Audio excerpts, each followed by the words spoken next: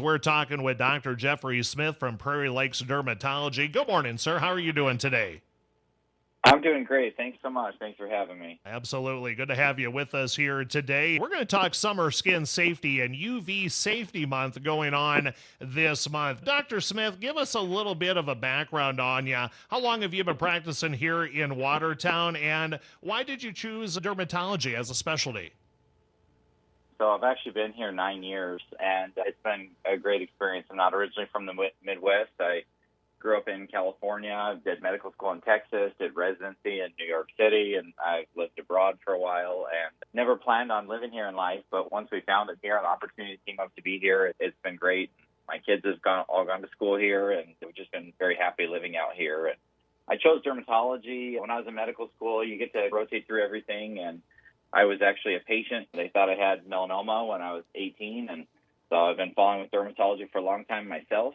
And I just enjoy working on people of all ages. We treat babies, we treat elderly, we deal a lot with cancer. We treat everything from acne and rashes to cancer, and we do cosmetics, things like Botox and filler, and it's just a nice broad field. We get to do a lot of things that I really enjoy.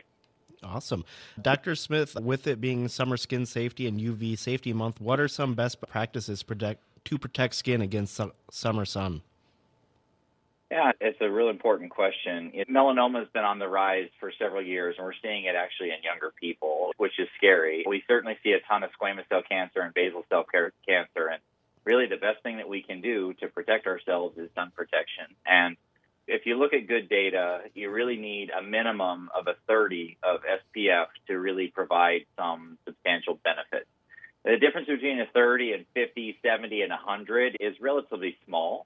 But the higher the numbers are better, but it is a minimal difference. But when you're looking at sunscreens that are an SPF of 4 or 15, they're really inadequate. And nowadays, you can find sunscreen built into so many products. For a lot of people that wear makeup, there's sunscreen built into foundation. For a lot of us, like myself, I like to be outside, and a lot of people like to play on the lake or go fishing or golf or things like that. And nowadays you can find sun protective clothing all over the place. It's reasonably priced. They make great fishing shirts and long sleeve covers that are actually relatively cool to wear in the hot, humid days. If you did that and wore a broad brimmed hat, something that gave you some coverage over your ears and your face, what I tend to tell most of our patients is if you're good with just actually physically blocking the sun, you'll have far less sunscreen to wear. And you have less areas to cover, which means you're more likely to be compliant. You'll be better at protecting yourself. My big thing that I'm very guilty of, and I know a lot of people are with sunscreen, is you put it on and then you forget to keep reapplying, and that can be a bad thing.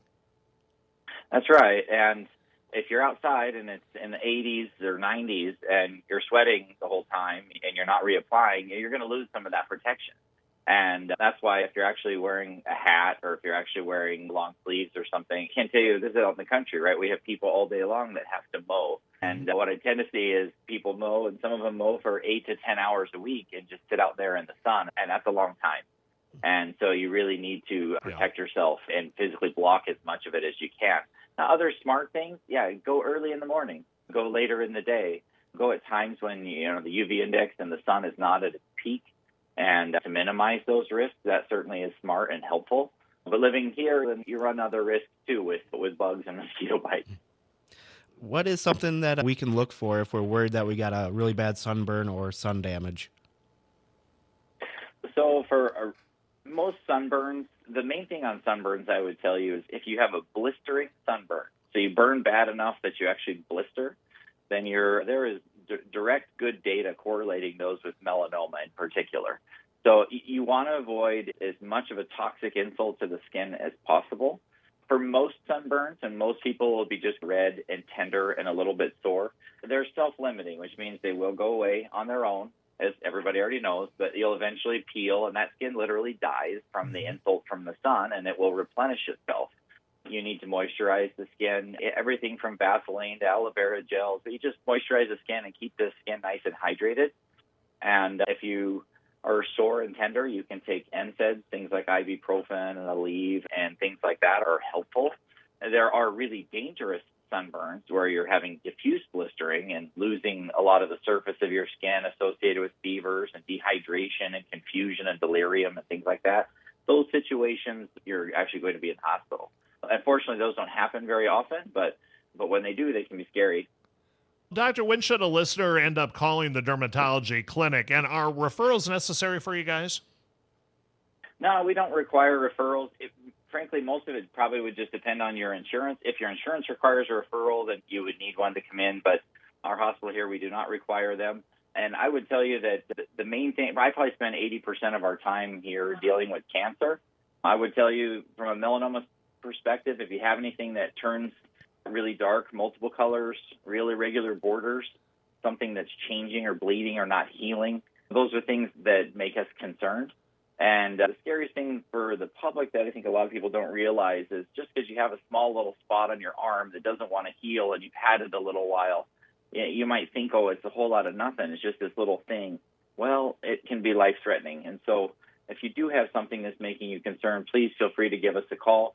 You certainly could always show your primary care provider as well, and they certainly could give us a holler, whatever works. But the name of the game with skin cancer is early detection saves lives. And so if you can get things taken off in a timely fashion, it could literally save your life. Wonderful. That's very good. Good things to keep in mind here, and everybody needs to protect yourself out in the sun. Again, it's UV Safety Month, and talking about your skin and getting sunburned and just being careful out there. Dr. Smith, we appreciate you joining us here this morning, and that's very good to hear. And let's hope we have a good rest of the summer, and we'll definitely talk with you again coming up, okay? Sounds great. Have a great day. Thanks. We appreciate it. That's Dr. Jeffrey Smith with Prairie Lakes Dermatology.